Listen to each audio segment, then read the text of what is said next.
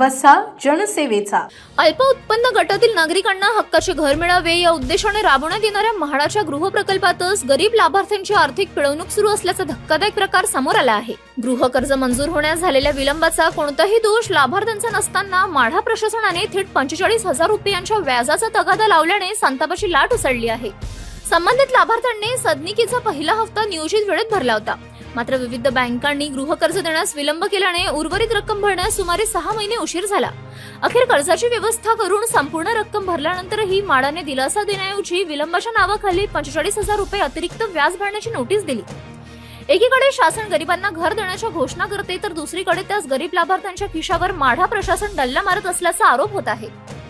शासकीय संस्था मदतीचा हात देणार की खासगी सावकारासारखी व्याज वसुली करणार असा संतप्त सवाल उपस्थित केला जात आहे. पीडित लाभार्थ्यांनी जिल्हाधिकारी आणि गृहनिर्माण मंत्र्याकडे तक्रार करून अन्यायकारक व्याज तात्काळ माफ करण्याची मागणी केली आहे. आता प्रशासन गरिबाला न्याय देते की 45,000साठी त्याची घरचे स्वप्न उद्ध्वस्त करते याकडे सर्वांचे लक्ष लागले आहे. माझे नाव जयश्री ज्ञानेश्वर बोराडे, राहणार महावीरनगर, बुलढाणा. मी इथे 13 वर्ष झाले म्हाडाच्या घरामध्ये राहते. मला असं माहिती मिळाली की शासनाने म्हाडाचे घर गरीब व्यक्तीसाठी आमच्या परित्यक्त महिलांसाठी काढलेले आहे आणि मी तिथे 4-7 महिन्या अगोदर अर्ज केला. माझा घरामध्ये नंबरही लागला. मी तिथे मला 74,000 रुपये भरण्याचे सांगितले विकास गायकवाड या दादांनी. मी तिथे म्हाडाला डीडी करून 74,000 रुपये दिले आणि त्यानंतर त्यांनी मला माहिती पत्रक दिलं. त्याच्यानंतर माझी कुठेही त्यांनी स्वतंत्र नाही आवाज फायनान्स लावलेला असं मला माहित पडलं. मी त्यांना विचारायला गेले पण माझी लोन केस त्यांनी करून नाही दिली.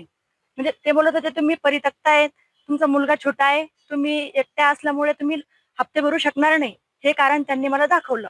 मी त्यांना सांगितलं की दादा मी लोन केस भरू शकते, हप्ते भरू शकते, पण ते बोलले की आम्ही तुमची लोन केस करून देत नाही. त्यानंतर माझे 10-15,000 रुपये माझे दुसऱ्या फायनान्स मध्येही गेले, तरी तिथेही माझी लोन केस झाली नाही. मी राष्ट्रीयकृत बँकेमध्ये पण गेले तर त्यांनी सांगितलं की म्हाडाच्या घरावर आम्ही लोन केस देत नाही.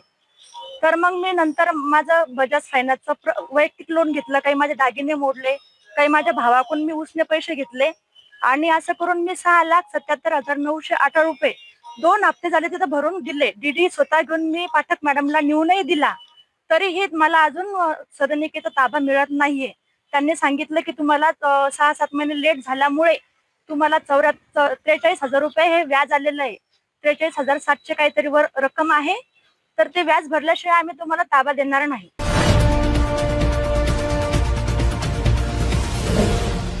सिटी न्यूज वसा जनसेवेचा.